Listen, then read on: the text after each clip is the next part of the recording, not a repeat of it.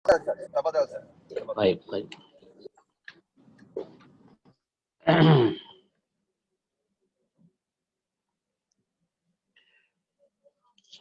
Bismillahirrahmanirrahim. Alhamdulillahi rabbil alamin. Assalatu wassalamu ala asyrafil mursalin nabiyina Muhammad wa ala alihi wa ashabihi ajma'in. Amma ba'du. Allahumma 'allimna bima yanfa'una wanfa'na bima 'allamtana ya arhamar rahimin. Allahumma rabbana zidna 'ilman nafi'a warzuqna fahma. Allahumma hdina waj'alna sababan liman ihtada ya arhamar rahimin. Amin amin ya rabbal alamin. Qala Allah ta'ala a'udzu billahi minasy syaithanir rajim. Bismillahirrahmanirrahim. Fasubhanallahi hina tumsuna wa hina tusbihun. Wa lahul hamdu fis samawati wal ardi wa 'ashiyya wa hina tuzhirun. Yukhrijul hayya minal mayyiti wa yukhrijul mayyita minal hayy wa yuhyil arda ba'da mautiha wa kadzalika tukhrajun.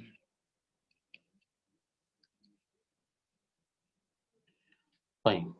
Di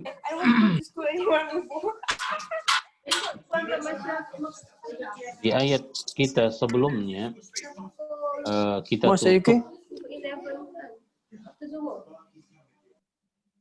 kita tutup kajian kita pada pertemuan yang lalu dengan ayat-ayat di mana Allah Subhanahu wa taala menjelaskan kepada kita permulaan penciptaan makhluk, khususnya manusia, tsumma yu'iduh. Lalu Allah Subhanahu wa taala wafatkan mereka. Kemudian setelah itu mereka dihidupkan kembali di hari kebangkitan. Tsumma ilaihi turja'un. Lalu mereka dikembalikan kepada Allah Subhanahu wa taala. Dan kita akhiri ayat kita dengan firman Allah, wa yauma taqumus sa'ah yauma idzin yatafarraqun. Maka ketika terjadinya kiamat itu, maka pada hari tersebut terjadilah pengelompokan. Lalu kata Allah, adapun kelompok orang-orang yang beriman dan beramal saleh, maka mereka betul-betul berada di satu taman yang penuh dengan kenikmatan, itulah surga. Sedangkan kelompok yang kedua adalah orang-orang kafir. Wa kadzabu bi ayatina. Dan orang-orang yang mendustakan ayat-ayat kami, kata Allah. Wa liqa'il akhirah. Dan yang mendustakan serta mengingkari pertemuan di akhirat. Lalu kata Allah, faulaika fil azabi muhdarun. Maka mereka-mereka yang seperti itu ulahnya di dunia ini, maka nanti di akhirat mereka akan terus-menerus dalam keadaan tersiksa. Siksa itu terus-menerus hadir bagi mereka. Maka karena itu, kata Allah, fasubhanallah. Maka bertasbihlah kalian kepada Allah. Hina tumsun, ketika kalian berada di petang hari. Wahina tusbihun, ketika kalian berada di waktu pagi. Walahul hamdu fis samawati wal ardi. Dan hanya untuk Allah lah segala pujian fis samawat, baik di langit, wal ardi, dan juga begitu di bumi,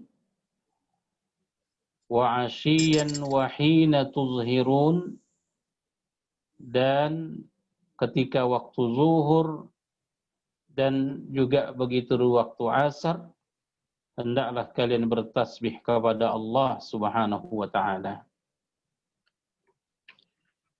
Jadi para ulama begitu mereka mengkaitkan ayat kita malam ini dengan ayat-ayat kita sebelumnya, ya,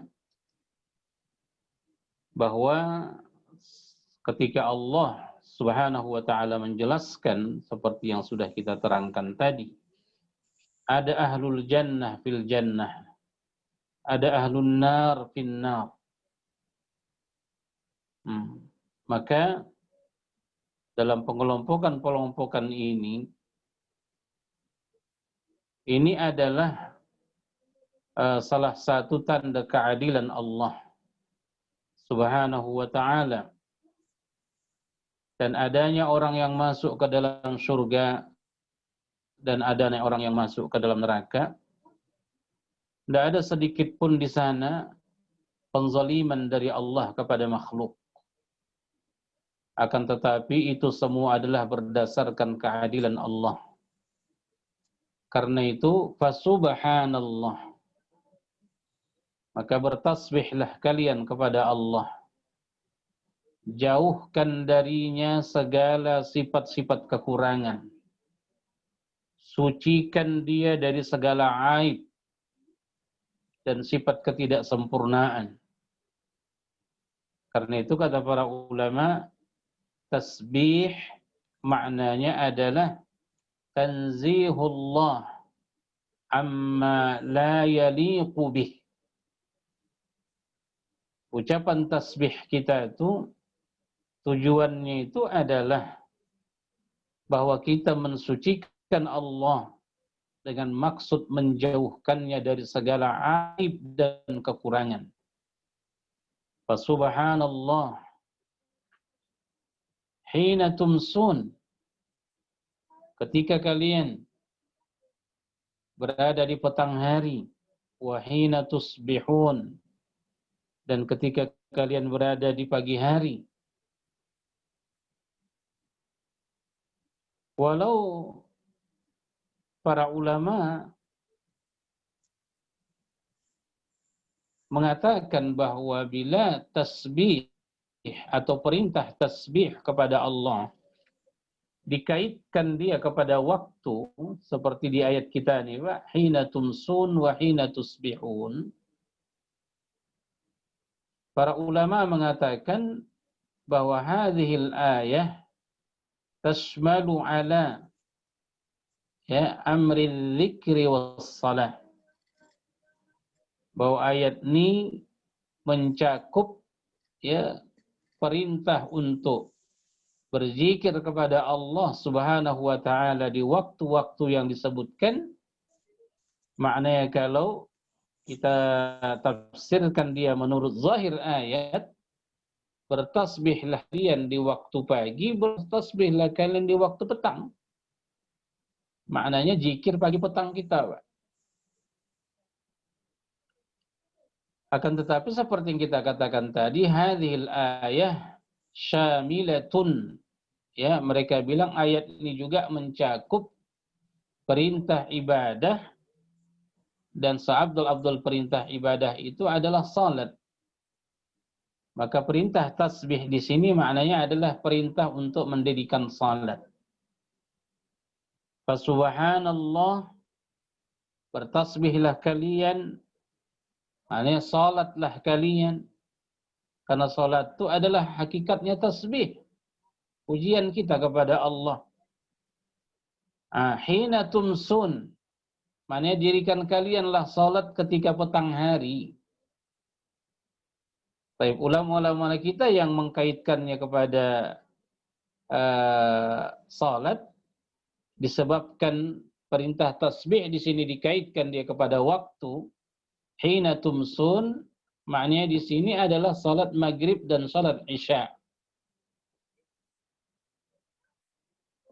Jadi dirikan kalianlah salat Isya, salat Maghrib dan salat Isya. Itu makna hina tumsun, salat yang dilakukan di petang hari. Maknanya setelah terbenam matahari. Wa hina tusbihun, dan dirikan kalian jugalah salat, karena salat itu merupakan tasbih kalian kepada Allah, itu di waktu pagi kalian, waktu subuh. Maknanya salat fajar. Wa hina tusbihun. Baik. Baik, sisa yang lain maknanya salat yang lain. Maknanya 2 salat lagi dari 5 waktu itu, di mana dia disebutkan dalam ayat ini, kata para ulama, itu di ayat berikutnya. Walau diselingi oleh walahul hamdu fis samawati wal ardi wa asyiyan. Asyiyan itu waktu asar. Wa hina tuzhirun. Ya. Dan salatlah kalian ketika di waktu zuhur dan di waktu asar. Karena itu ulama-ulama tafsir kita mengatakan bahwa secara susunan asal dari ayat ini, bila mengingat kepada waktu sekalian, mereka mengatakan susunannya itu kira-kira demikian. Fasubhanallahi hina tumsun wa hina tusbihun wa hina tuzhiruna wa ashiyya walahul hamdu fis samawati wal ard. Itu kira-kira kalau untuk memahami ayat ini berdasarkan kepada urutan waktu dari salat 5 yang wajib tersebut. Jadi fasubhanallahi hina tumsuna wa hina tusbihuna wa hina tuzhiruna wa ashiyyan walahul hamdu fis samawati wal ard. Itu secara makna. Jadi dirikan kalianlah salat, ya, bertasbih kepada Allah, ya, ketika di petang hari, yaitu menunaikan salat maghrib dan salat isya. Wa tisbihun, dan ketika kalian di pagi hari, mana mendirikan salat subuh. Wa hina tuzhirun, dan ketika kalian di waktu zuhur, yang mendirikan salat zuhur. Wa asyiyan, dan salat asyar. Walahul hamdu fis samawati wal ardi, dan hanya untuk Allah lah alhamdu. Alif lam di sini kata ulama, alif lam al-istighraq. Maknanya segala pujian, baik yang di langit ataupun yang di bumi, semua itu adalah untuk Allah dan kembali kepada Allah. Jadi ketika sesama makhluk saling memuji, ya, di antara mereka, atau kita manusia memuji makhluk lain, atau makhluk lain seperti malaikat dan jin memuji manusia atau makhluk selain kita, maka pada hakikatnya semua pujian ini, Pak, kembali kepada Allah Subhanahu wa ta'ala, karena atas karunia Allah lah, ya, maka di antara manusia ini atau di antara makhluk ini, ya, bisa mereka saling memuji dengan kelebihan-kelebihan yang Allah Subhanahu wa ta'ala karuniakan kepada mereka. Karena itu walahul hamdu, dan baginya lah segala pujian. Dan bila kita cermati sekalian ayat-ayat Al-Quran, ya, selalu saja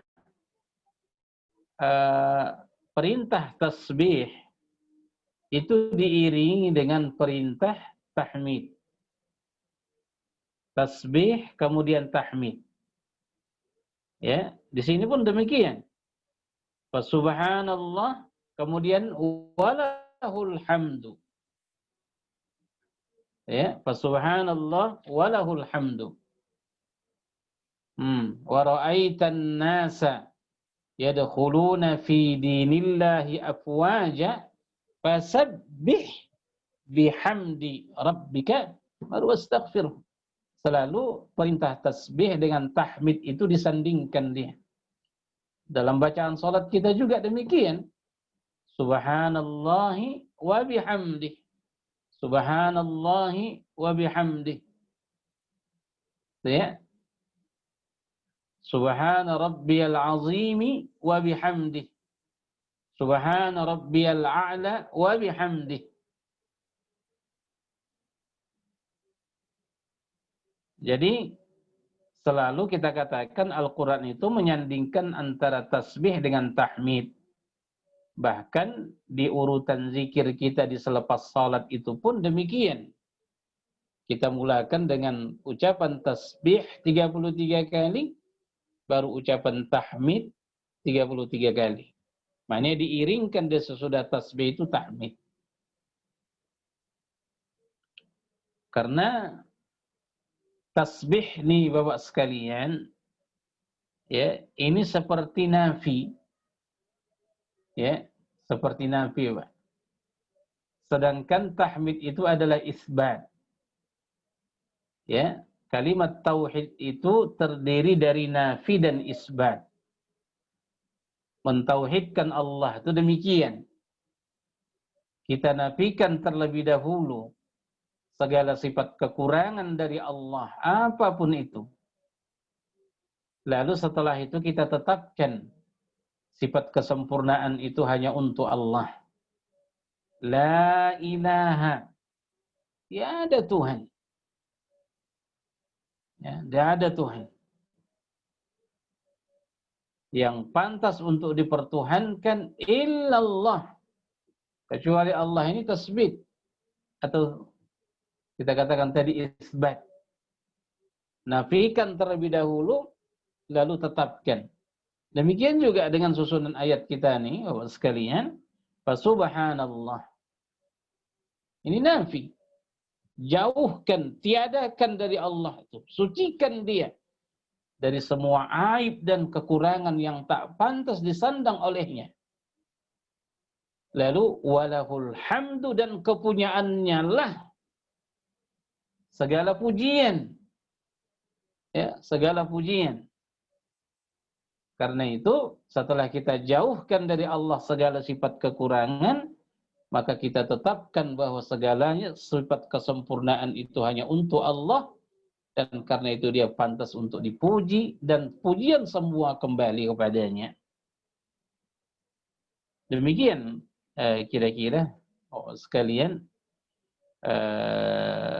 tafsir dari dua ayat ini, ayat ke-17 dan ayat ke-18 yang kita pahami dari guru-guru kita, baik secara langsung ataupun dari kitab-kitab tafsir mereka.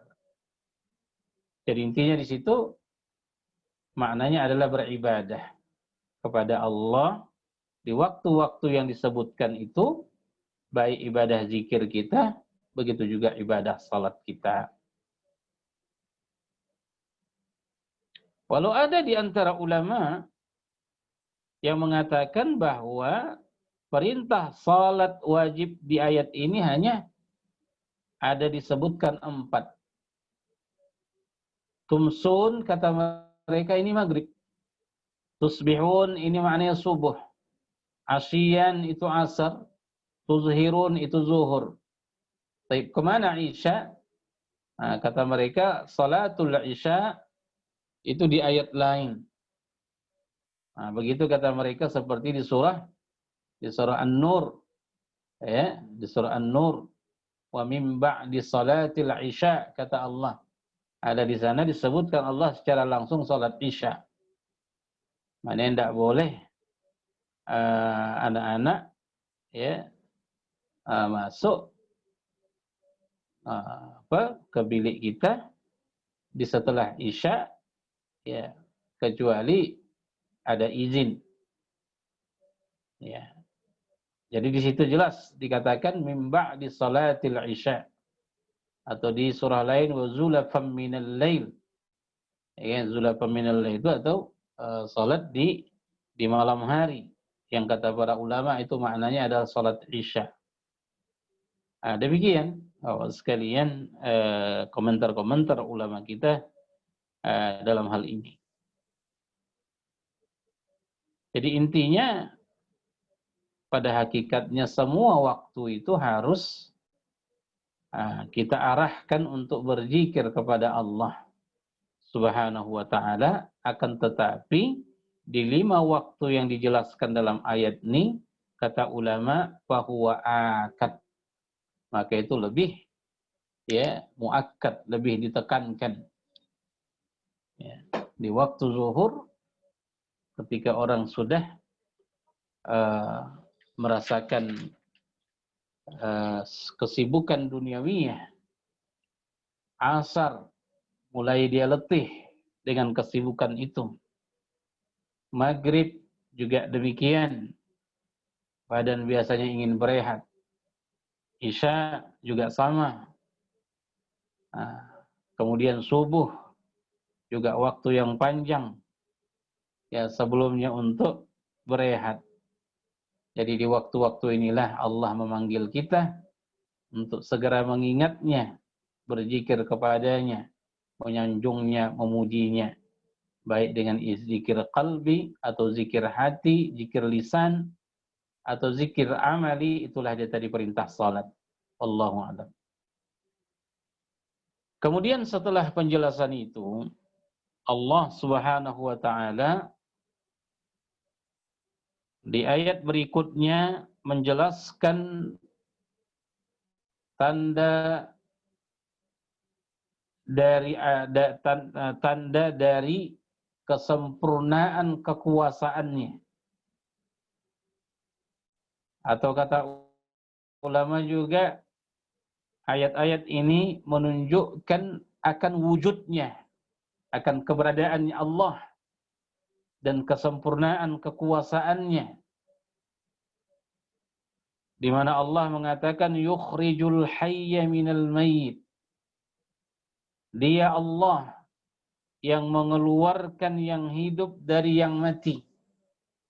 Wa yukhrijul mayyita, dan mengeluarkan yang mati dari yang hidup. Di sini banyak jabaran-jabaran ulama apa maksud dari ayat ini, Pak.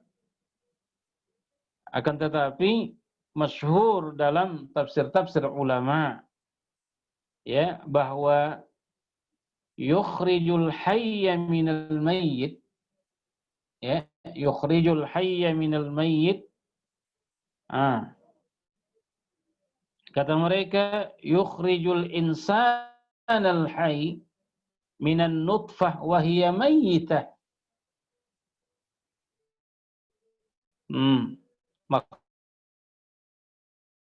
Maksudnya Allah Subhanahu wa ta'ala manusia yang hidup dari air, wa hiya mayyitah, itu dari status air, itulah sperma, Pak. Nutfah, air mani, dikatakan dia mayit karena dia belum bernyawa. Karena dia belum bernyawa. Atau dicontohkan lagi oleh para ulama kita, makna dari yukhrijul hayya minal mayyit yang kita katakan tadi menunjukkan salah satu tanda kekuasaan Allah dan kesempurnaan dari kekuasaannya itu, yang dengannya kita patut bertasbih, bertahmid kepadanya. Di mana contoh lain yang disebutkan oleh ulama adalah wat-tayru, wat-tayru minal baydah, sebagaimana burung yang hidup keluar dari telur yang mati, yang karena saat itu dia belum bernyawa. Atau kata para ulama, yukhrijun nabat minal hab, di mana Allah mengeluarkan tumbuhan dari biji, yang biji itu kita tengok tadi seperti tidak ada apa-apa, tapi begitu kita masukkan dia ke dalam tanah, ternyata Itulah maksudnya, keluarlah di sana tunas, maaf. Ya, keluarlah tunasnya. Mulailah nampak sesuatu yang akan hidup. Itulah kata para ulama kita, contoh-contoh dari makna yukhrijul hayya minal mayyit, atau sebaliknya wa yukhrijul mayyita minal hayy. Ya, wa yukhrijul mayyita minal hayy. Maksudnya kebalikan yang tadi, mengeluarkan nutfah, ya, yang dia mati karena belum bernyawa, minal hayy, dari orang hidup, maknanya manusia. Atau mengeluarkan, ya, telur yang memang dia mati itu dari ayam, dan seterusnya. Yukhrijul hayya minal mayyiti wa yukhrijul mayyita minal hayy. Ada di antara ulama kita yang memperluas lagi makna dari tanda kekuasaan Allah nih, kata mereka, ikhrajul mu'mini minal kafir wa ikhrajul kafiri minal mu'min. Ya. Jadi salah satu contoh dari yukhrijul hayya minal mayyit wa yukhrijul mayyita minal hayy. Maknanya Allah yukhrijul mu'mina minal kafir wa yukhrijal kafir minal mu'min. Allah Subhanahu wa taala mengeluarkan orang beriman, ya, dari seorang ayah yang kafir atau dari orang tua yang kafir. Ya, wa ikhrajul kafir minal mu'min. Dan terkadang kebalikannya, mengeluarkan seorang yang kafir, ya, dari seorang yang mukmin.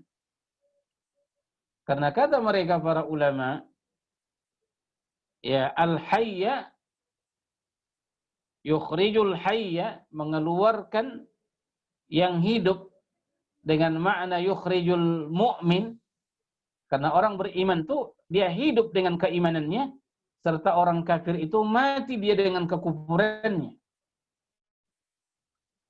Ya, begitu salah satu juga penjelasan dari ulama kita, makna dari yukhrijul hayya minal mayyit wa yukhrijul mayyita minal hayy. Walau kata sebagian ulama, wa hadza ala sabilil istinath, ya, hanya untuk dipakai dia untuk menyenangkan saja, seperti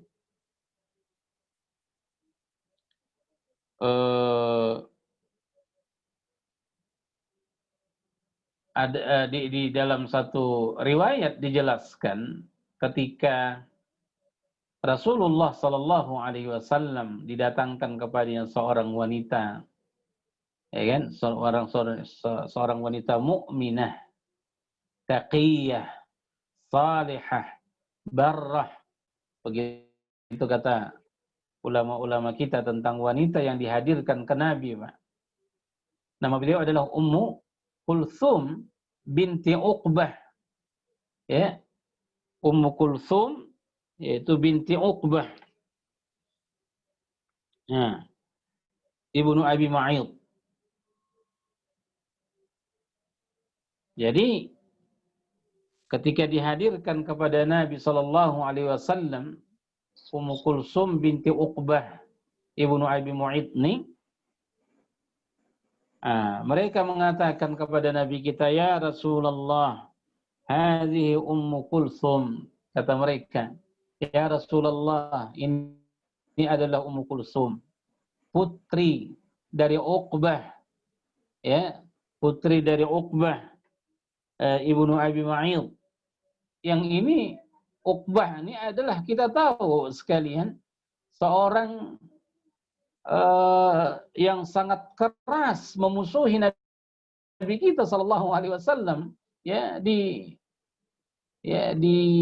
masa dakwah, ya, di masa dakwah. Uqbah Ibnu Abi Mu'ayth ini salah seorang tokoh dari kufar yang sangat keras permusuhannya kepada Nabi sallallahu alaihi wasallam. Beliau inilah la'natullahi alaih yang pernah meludahi muka Nabi sallallahu alaihi wasallam. Ya, Uqbah inilah yang pernah kita bilang, memijak leher Nabi sallallahu alaihi wasallam. Ini Uqbah nih, Pak. Mana manusia yang sangat keras, termasuk yang sangat keras. Ya, permusuhannya dengan Nabi kita sallallahu alaihi wasallam. Beliaulah yang pernah menyiramkan kotoran ke muka Nabi sallallahu alaihi wasallam. Itu Uqbah ibnu Abi Mu'ayth laknatullahi alaih.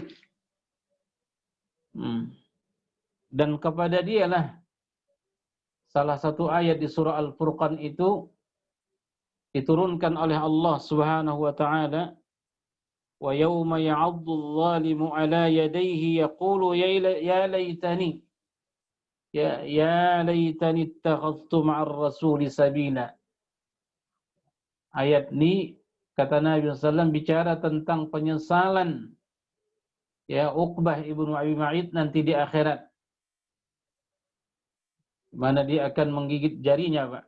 Telunjuknya menunjukkan penyesalannya dan mengatakan ya laitani ittakhadtu, dia bilang andailah dulu Rasul aku jadikan dia sebagai teman, sebagai petunjuk jalan dalam kebenaran. Baik, singkatnya beliau ini adalah tokoh dari tokoh-tokoh kufar yang sangat keras permusuhannya kepada Nabi. Tapi dari sulbi beliau lahir seorang wanita salihah, mukminah, barrah, taqiyah. Itulah dia Ummu Kulsum yang dihadirkan kepada Nabi sallallahu alaihi wasallam. Maka di saat Ummu Kulsum berada di hadapan Nabi dan diceritakan kepada Nabi tentang kesolehan beliau dan keislaman beliau dan sebagainya, Nabi SAW membaca ayat yukhrijul hayya minal mayyit, kata Nabi. Subhanallah yukhrijul hayya minal mayyit. Ya, itu diungkapkan Nabi SAW. Subhanallah yukhrijul hayya. Allah mengeluarkan yang hidup. Maknanya mengeluarkan seorang yang beriman yang hidup dengan keimanannya minal mayyiti, dari seorang yang kafir, itu Uqbah, yang dia mati dengan kekufurannya. Yukhrijul hayya minal mayyiti wa yukhrijul mayyita minal hayy wa yuhyil arda ba'da mautiha. Dan dialah yang menghidupkan bumi yang tandus, keras, tak berfungsi. Ya, wa yuhyil arda ba'da mautiha, menghidupkan bumi setelah matinya. Ya, ketika Allah Subhanahu wa taala menurunkan hujan, maka dengan hujan itu tumbuh dan suburlah bumi, mengeluarkan keberkahan-keberkahannya. Jadi wa yuhyil arda, menghidupkan bumi ba'da mautiha, setelah matinya. Lalu Allah Subhanahu wa taala menutup ayat ini dengan wa kadzalika tukhrajun. Demikianlah nanti kalian akan dibangkitkan oleh Allah dari kuburan kalian. Diingatkan kembali kepada hari akhirat dan kebangkitan sekalian. Karena bila Allah Subhanahu wa taala mampu mengeluarkan yang hidup dari yang mati, mengeluarkan yang mati dari yang hidup, kemudian menyuburkan bumi yang tandus, ya tentu ya Allah Subhanahu wa taala juga punya kuasa ya untuk membangkitkan kalian dari kuburan kalian setelah kematian kalian. Dan ini juga makna dari salah satu yukhrijul hayya minal mayyit. Ya, wa yukhrijul mayyita minal hayy. Mengeluarkan seseorang dari tanah, dari kuburannya, kemudian hidup kembali, Pak. Itu juga yukhrijul hayya, itu tanah yang keluar darinya ketika dibangkitkan, itulah hidup. Wa kadzalika tukhrajun. Demikianlah kalian dikembalikan dan dibangkitkan oleh Allah. Lalu kata Allah Subhanahu wa taala, wa min ayatihi, dan sebahagian min ini kata ulama min tab'idiyah. Ya, min tab'idiyah. Min yang menunjukkan sebahagian. Ya, dan sebahagian daripada tanda-tanda kebesaran Allah, tanda-tanda wujud atau adanya Allah, dan begitu juga sebahagian dari tanda kekuasaan Allah yang sempurna.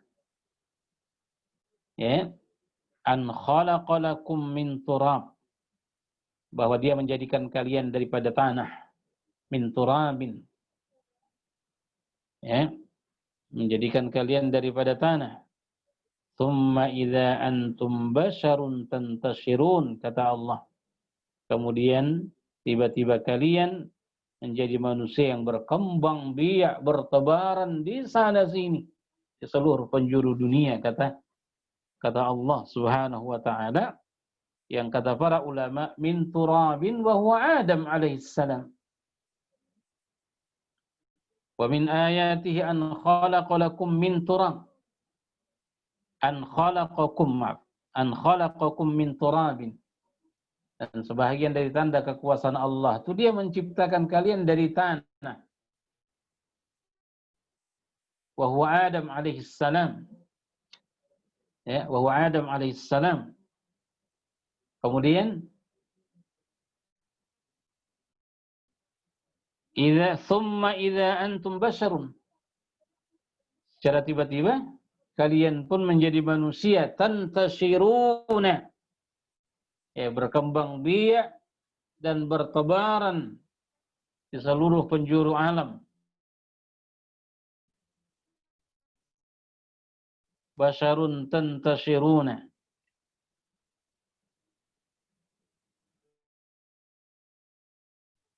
Dan juga sebahagian dari tanda-tanda kekuasaannya, sebahagian dari tanda-tanda keberadaannya, wujudnya, atau sebahagian dari tanda kesempurnaan dari kekuasaannya, sehingga dengan itu dia pantas untuk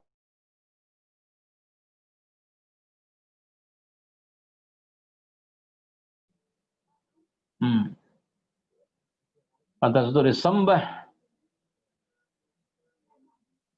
untuk diibadahi. Kata Allah, an khalaqalakum,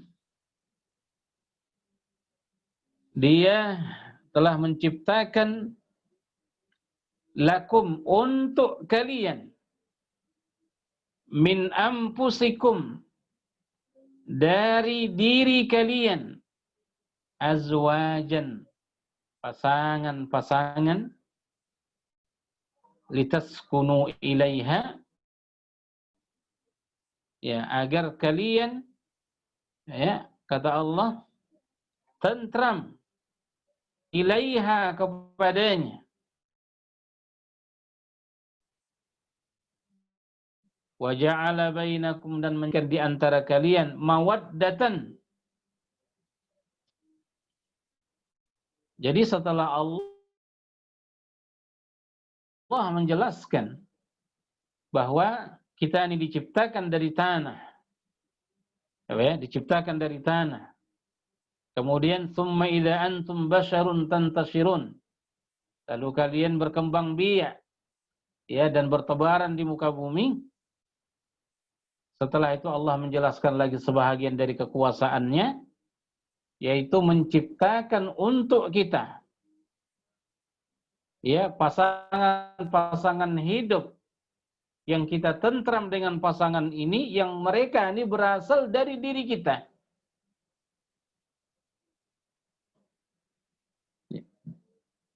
Min anfusikum.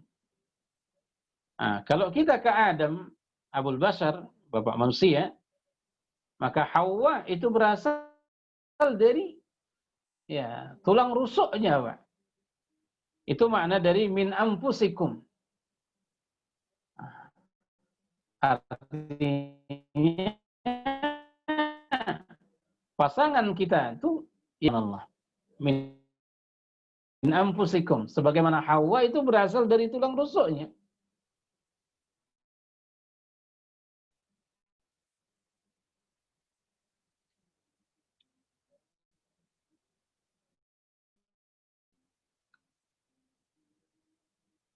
Ketika pasangan kita, kata Allah, itu berasal dari diri kita sendiri, maka terjadilah litaskunu ilaiha. Kalian punya kedamaian, punya ketentraman kepadanya. Sebagaimana juga mereka tentram dengan kita karena mereka bahagian dari tubuh kita.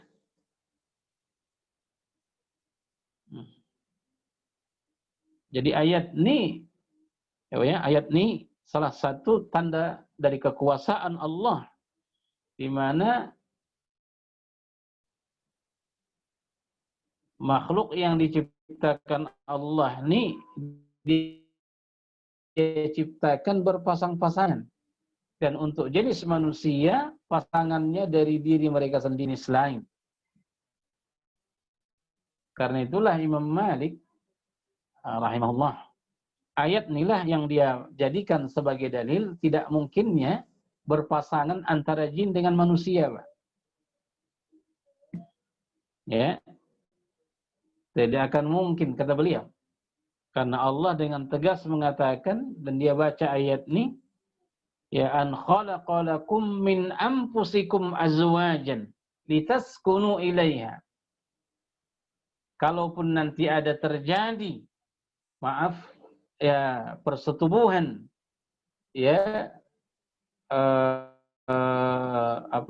berhubungan badan, seseorang dengan jin, itu sifatnya adalah gangguan. Itu adalah gangguan. Dan di situ tidak akan mungkin tercapai litaskunu ilaiha wa ja'ala bainakum mawaddatan wa rahmah. Itu kata beliau rahimahullah. Itu enggak mungkin. Tidak akan mungkin terjadi pernikahan antara bangsa jin dengan manusia. Nah, karena tidak akan tercapai yang namanya mawaddah wa rahmah. Karena mereka dari jenis yang berbeda. Dari jenis yang berbeda. Seperti yang saya katakan tadi, yang bila ada terjadi, bila ada terjadi persatuan antara manusia dengan makhluk jin, maka sebenarnya ini adalah gangguan. Bukan satu kelebihan. Ini adalah gangguan. Baik.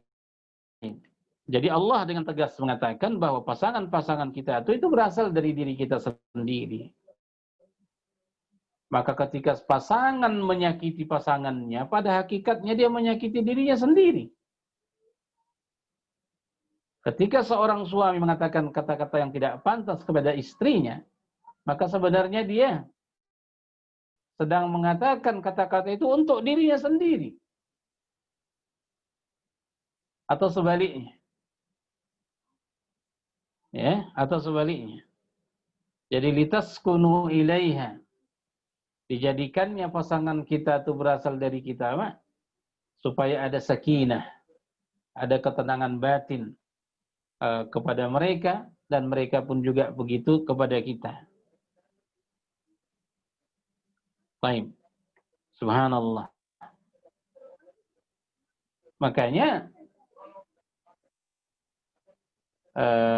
sangat nyata kita tengok bagaimana Allah Subhanahu wa ta'ala menyatukan dua insan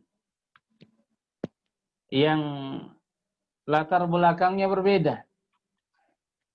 Satu dari jenis kelamin laki-laki, Pak. Satu dari jenis kelamin perempuan. Secara tabiat, secara kecenderungan, ini kan berbeda, Pak. Tapi dengan sebuah pernikahan, karena berasal dari jenis yang sama, dari diri yang satu, maka bersatu mereka. Dan saling bergantungan. Ada kedamaian di antara keduanya dengan persatuannya. Subhanallah. Itu kalau kita bicara jenis kelamin. Belum lagi nanti kecenderungan. Kecenderungan laki-laki apa, kecenderungan perempuan apa. Maka itu bersatu juga dengan sebuah pernikahan dan cocok. Ada sakinah. Itu. Min anfusikum azwajan. Begitu juga kalau kita bicara latar belakang pendidikan, ya, latar belakang pendidikan. Begitu juga asal ya negara, ya. Kita tengok ada orang yang menikah dengan orang yang di luar dari negaranya, Pak. Tapi tetap kita tengok hidup mereka tuh baik, bahagia. Kenapa? Karena intinya adalah min anfusikum azwajan. Ya, min anfusikum azwajan litaskunu ilaiha. Baik, litaskunu ilaiha.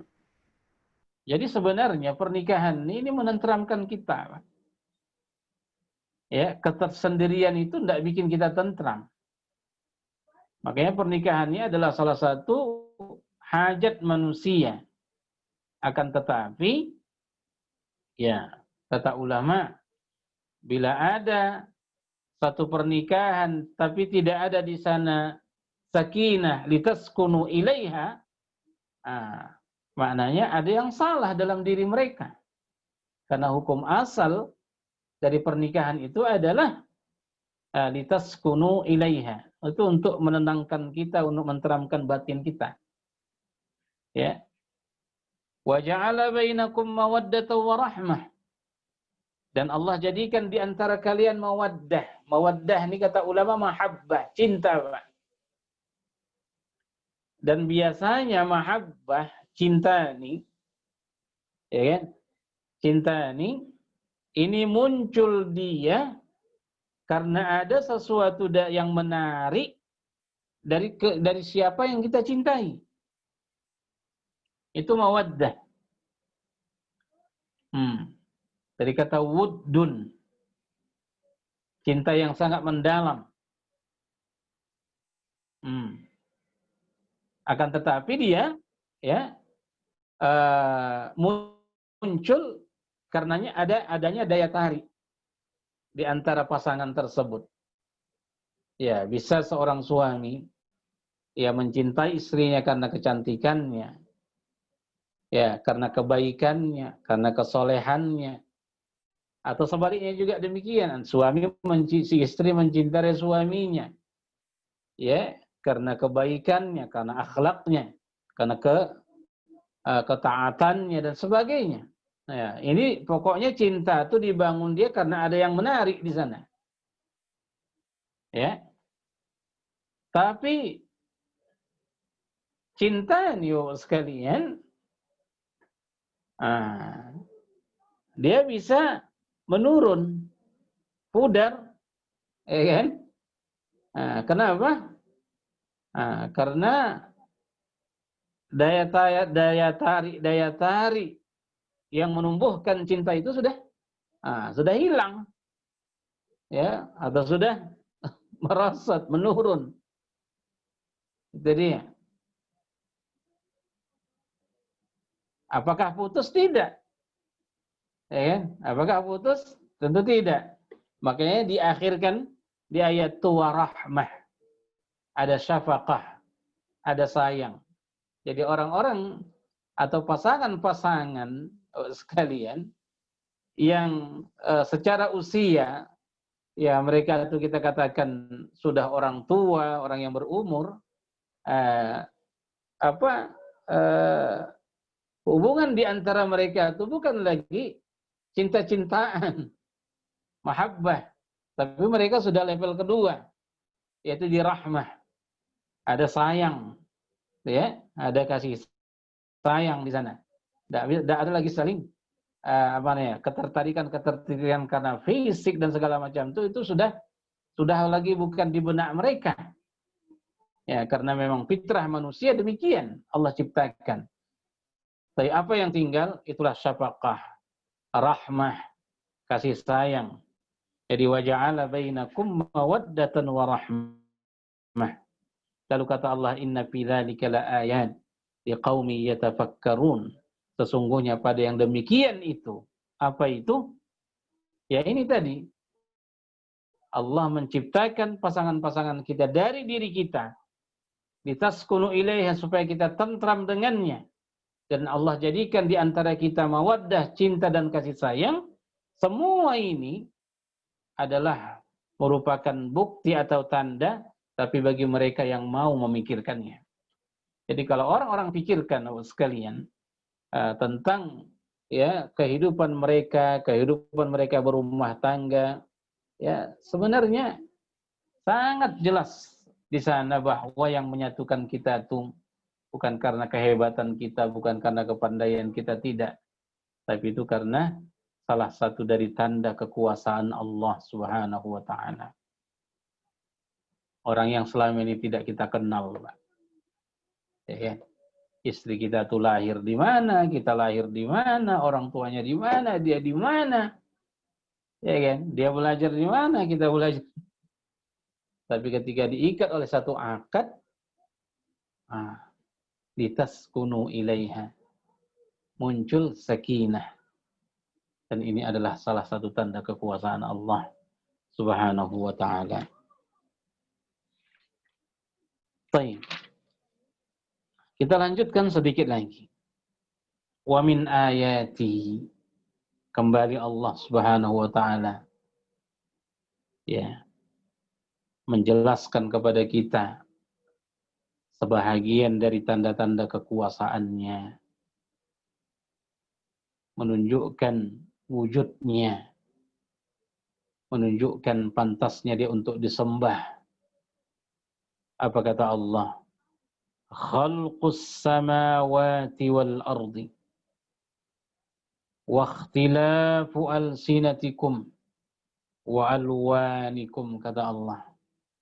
Dan sebahagian dari tanda-tanda kekuasaan Allah yang menciptakan langit dan menciptakan bumi. Dua makhluk Allah Subhanahu wa ta'ala ya, yang menjadi lantai bagi kita, dan langit itu menjadi payung untuk kita. Yang kedua-dua dari makhluk ini merupakan sangat jelas ya diciptakan oleh Yang Maha Kuasa.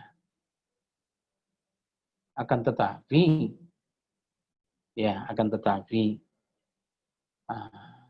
dua makhluk yang hebat ini terkadang tidak menyampaikan seseorang kepada Allah. Terkadang tidak mengingatkan seseorang ya kepada kekuatan Allah. Terkadang melupakan seseorang dari ya kemahabesaran Allah Subhanahu wa taala. Karena langit ditinggikan oleh Allah tanpa tiang dan menetap, tidak tumbang, tidak rubuh, taat patuh kepada Allah, ya ditahan oleh Allah Subhanahu wa taala dengan kekuasaannya. Kemudian kata Allah, wa ikhtilafu alsinatikum, ya, dan Allah ciptakan juga sebahagian dari tanda-tanda kekuasaannya itu ikhtilaf, yaitu perbedaan alsinatikum, ya, perbedaan bahasa kalian, perbedaan lahjah kalian, dialek kalian. Ya. Begitu kita dengar orang berbicara, kita tahu dari mana dia berasal. Subhanallah. Ya, ikhtilafu alsinatikum. Wa alwanikum. Ya, dan warna-warna kulit kalian. Ya. Kita tengok warna kulitnya, kita tahu. Atau setidaknya bisa kita duga dari mana dia berasal. Ya. Apalagi dalam konteks lughah. Subhanallah. Ya. Dulu sebelum kita datang ke Qatar, ya kan, kita pikir bahasa Arab itu satu aja. Nah, saya termasuk yang berpandangan seperti itu. Saya pikir ya bahasa Arab itu satu saja. Ternyata kita setelah sampai kemari, Pak, pening kepala kita bicara dengan orang Mesir. Lahjah dia lain, bicara dengan orang Yaman, lahjah dia lain, bicara dengan orang Maroko, orang Jazair, ya, lain pula. Bicara dengan orang Saudi juga sama, beda. Ya, di sini tabghi, di sana tabgha. Subhanallah. Nah, ini dia al-ikhwah. Wa ikhtilafu alsinatikum wa alwanikum. Ya, warna kulit juga sama. Subhanallah. Semua ini adalah min ayatihi. Ya, sebahagian dari tanda-tanda kekuasaan Allah. Inna fi dzalika laayatil lil alimin. Dalam satu qiraat lil alamin. Sesungguhnya pada yang demikian itu. Demikian itu apa? Itu penciptaan langit, penciptaan bumi, ya perbedaan-perbedaan bahasa mereka, ya dialek mereka, warna kulit mereka, semua itu adalah menjadi tanda-tanda dan bukti yang nyata, tapi bagi mereka satu alimin, orang-orang yang berilmu, orang-orang yang tahu, atau lil alamin, bagi sekalian alam. Ya, bagi sekalian alam. Dan kedua riwayat itu mutawatir, lil alamin, ya, atau lil alimin. Tapi qiraat jumhur lil alimin, maknanya peruntukkan dia atau menjadi bukti yang sangat jelas itu bagi mereka orang-orang yang alim. Ya. Baik. Wa min ayatihi, dan sebahagian dari tanda-tanda kekuasaan Allah juga. Manamukum bil-lail wan nahar. Ya. Tidurnya kalian di waktu malam dan di waktu siang. Nah, itu juga tanda-tanda kekuasaan Allah Subhanahu wa taala. Maknanya Allah tuh salah satu bentuk penguasaannya kepada kita, Pak. Ya, itu di tidur dan dibangun kita atau dijaga kita.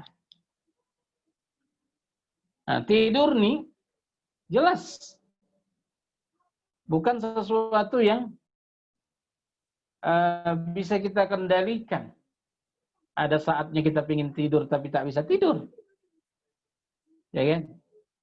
Nah, terkadang kita tak ingin tidur, malah tertidur dengan pulas. Nah, menunjukkan apa? Menunjukkan ini adalah salah satu bentuk penguasaan Allah kepada kita. Subhanallah. Manamukum bil-lail. Tidur kalian di malam hari itu. Wan nahar. Dan tidur kalian di siang hari. Kata para ulama, manamukum bil-laili wan nahar. Tidurnya kalian di malam hari, lalu disebutkan di siang hari karena ada orang yang tak bisa tidur di malam harinya karena tugas dan sebagainya, maka disebutkan di siang hari. Ya. Manamukum bil-laili wan nahar. Baik. Dan tidur ini sekalipun dia sifat kekurangan, ya, akan tetapi itu adalah sifat kesempurnaan bagi kita. Sifat merupakan satu kesempurnaan bagi kita. Karena tidur ini, ya, sekalipun kita katakan dia menunjukkan kelemahan, ya kan, menunjukkan kekurangan, akan tetapi itu adalah satu kesempurnaan bagi kita. Justru mereka yang tidak bisa tidur di malam hari, apalagi juga tak bisa tidur di siang hari, itu adalah siksaan baginya. Makanya terkadang tidur itu nikmat Allah Subhanahu wa taala. Ya kan? Terkadang tidur itu merupakan nikmat Allah. Di peristiwa Uhud, ya, di peristiwa peperangan Uhud, Pak. Ketika lagi berkecamuknya peperangan, ya, di saat orang-orang Quraisy sudah menguasai keadaan, ketika turunnya pemanah-pemanah kaum muslimin dari bukit Rumah, Maka naiklah Khalid dengan pasukannya sehingga keadaan kaum muslimin kocar-kacir, Pak. Ya. Maka pada saat-saat genting seperti itu Allah Subhanahu wa taala buat mereka mengantuk. Ya, dan Sa'ad bin Abi Waqqas dia bilang, aku mengalami mengantuk yang luar biasa sampai aku tidak sadar pedangku itu terlepas dari tanganku, kata beliau. Nah, di waktu genting, di waktu lagi dahsyat-dahsyatnya terjadi peperangan, di situ pula dia ngantuk. Dan pada saat ngantuk dan tertidur itu, sehebat apapun keadaan itu gak akan kita rasakan, Pak. Berarti ini nikmat. Ya, orang sakit bila dia tidur, kita yang menjaganya pun akan tenang. Ya, orang sakit bila dia tidur, kita menjaganya pun akan tenang. Kita pun ikut tertidur, Pak. Maknanya tidur itu bagi kita adalah satu sifat, adalah salah satu kesempurnaan bagi kita. Manamukum bil-laili wan-nahar. Adapun Allah, ya Maha Suci Allah dari mengantuk dan tidur. La ta'khudhuhu sinatun wala naum. Allah itu tidak akan tidur, mengantuk dan tidak tidur. Dan Maha Suci Allah dari itu. Sama seperti ucapan Nabi, wala yanbaghi lahu an yanam. Ya, tak patut dan tak mungkin Allah itu tidur. Ya, manamukum bil-laili wan-nahar wa ibtigha'ukum min fadlih. Dan usaha-usaha kalian mencari sebahagian dari karunia-Nya itu juga merupakan tanda kekuasaan Allah. Inna fi dzalika laayatin liqaumin yasma'un. Sesungguhnya pada yang demikian itu merupakan bukti besar nyata bagi kaum yang mau mendengar.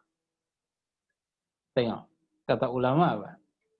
Ketika Allah Subhanahu wa taala, ya kan, bicara tentang pasangan hidup kita tadi, itu inna fi dzalika laayatin liqaumin yatafakkarun. Dalam hubungan suami istri ini, dalam pernikahan ini, ya patutnya itu menjadi bukti nyata akan kekuasaan Allah, tapi bagi mereka yang mau memikirkannya. Penciptaan langit, penciptaan bumi, ya berbedanya bahasa satu dengan yang lain, warna kulit yang satu dengan yang lain. Ini akan menjadi bukti yang nyata bagi mereka yang berilmu. Tapi ketika bicara tentang ya sebahagian dari tanda kekuasaan Allah, tidur kalian di malam hari dan di siang hari, dan pencarian kalian terhadap karunia Allah Subhanahu wa taala, itu menjadi tanda bagi kaum yang mau mendengar. Karena kata ulama, ketika kita tidur Bapak sekalian, maka salah satu yang kita rasakan ya di saat tidur itu tidak mendengar apapun ya dari suara-suara yang didengar atau dilantunkan, disuarakan. Jadi liqaumin yasma'un. Kemudian begitu kita terjaga, ya, begitu kita terjaga dari bangun kita, maka berfungsilah kembali kita rasakan telinga kita, ya, baru kita dengar suara. Kadang-kadang dengan suara itulah kita terjaga, Pak. Di qaumin yasma'un. Baik. Dan yang terakhir untuk malam ini, Bapak sekalian, wa min ayatihi, dan sebahagian dari tanda kekuasaan Allah, yurikumul barqa. Ya, Allah memperlihatkan kepada kalian kilat barq, khaufan wa tama'a, kata Allah Subhanahu wa ta'ala. Subhanallah. Jadi sebahagian daripada tanda-tanda kebesaran Allah ialah Dia perlihatkan kepada kalian kilat yang menimbulkan rasa khauf, takut, ya, wa tama'a, dan juga menimbulkan tama', keinginan. Baik. Nah, di sini ada beberapa jabaran ulama. Allah memperlihatkan kepada kita kilat, petir, barq, khaufan, menimbulkan ketakutan. Ke siapa? Menimbulkan ketakutan bagi seorang musafir, ya, dalam safarnya. Wa tama', dan menimbulkan keinginan, ya kan, bagi mereka yang sedang muqim, tidak bepergian. Nah, mereka tenang. Ada yang menjabarkan demikian. Atau kata ulama, yurikumul barqa, dia memperlihatkan kepada kalian kilat sehingga memunculkan rasa takut. Bagi siapa? Bagi mereka yang akan menuai, atau bagi mereka yang akan panen dari hasil tanaman-tanaman mereka, Pak. Ya, akan menghasilkan tanaman-tanaman mereka. Wa tama'an, dan menimbulkan, ya, tamak, keinginan, ya, bagi orang-orang, ya, yang menginginkan hujan. Bagi mereka yang akan memanen sesuatu, kilat itu memunculkan ketakutan, sebab kilat biasanya akan diikuti oleh hujan, ya, dan bila turun hujan maka hasil panen bisa rusak dan sebagainya. Sedangkan bagi sebahagian lain ada itu tamak. Tamak itu di sini maknanya berkeinginan keras, ya, dengan kilat itu akan turun hujan. Jadi yurikumul barqa khaufan wa tama'a. Baik. Di antara ulama lagi ada yang mengatakan bahwa yurikumul barqa khaufan yurikumul barqa khaufan wa tama'a. Allah perlihatkan kilat sehingga memunculkan ketakutan, ya, kepada sebahagian orang, termasuk Nabi kita sallallahu alaihi wasallam. Ya, termasuk Nabi kita sallallahu alaihi wasallam. Muncul rasa ketakutan bagi dirinya kalau turun hujan, apalagi muncul kilat, petir. Karena kata Aisyah dan beberapa orang sahabat, bila ada petir, bila ada kilat, wajah Rasulullah itu pucat. Ya, wajah Rasulullah itu pucat, dan dipertanyakan oleh sahabat, kenapa ya Rasulullah? Nabi Shallallahu Alaihi Wasallam khawatir, ya, bahwa dengan kilat dan petirlah dulu orang-orang terdahulu dibinasakan oleh Allah, dan aku takut apa yang sedang terjadi ini akan membinasakan kita, kata Nabi Shallallahu Alaihi Wasallam. Tapi wa tama'an, dan bagi para sahabat yang tak memahami ini, ya, mereka tamak, berkeinginan dengan kilat itu akan turun hujan yang mereka inginkan. Lalu kata Allah, wa yunazzilu minas sama'i ma'an, maka Allah pun menurunkan, ya, dari atas itu air, fayuhyi bihil arda ba'da mautiha, maka Allah hidupkanlah dengan air itu bumi yang tandus setelah matinya. Inna fi dzalika laayatin liqaumin ya'qilun. Sesungguhnya pada yang demikian itu betul-betul menjadi tanda kebesaran Allah, tanda kekuasaan Allah, tanda wujud Allah, tentunya bagi mereka yang mau berpikir dengan akalnya, bagi mereka yang mau berpikir dengan akalnya. Liqaumin ya'qilun, maknanya bagi kaum yang berakal. Jadi itulah dulu saya kira ayat-ayat kita yang sempat kita tadabburi malam ini. Mudah-mudahan insyaallah ayat-ayat ini yang menambah pengetahuan kita tentang Al-Quran, dan menambah pengetahuan kita tentang apa yang diinginkan oleh Allah dari kita dalam kandungan ayat-ayat ini, dan mudah-mudahan insyaallah apa yang kita bacakan ini ya menambahkan pahala bagi kita semua.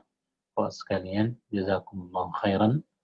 Kita tutup dengan doa kifarat majlis. Subhanakallahumma wa bihamdika Bihamdik asyhadu an asyhadu la an la ilaha ilaha illa illa anta anta astaghfiruka wa atubu ilaik. astaghfiruka. Jazakallah khair Ustaz. Sama-sama. Wassalamualaikum warahmatullahi wabarakatuh. Waalaikumsalam.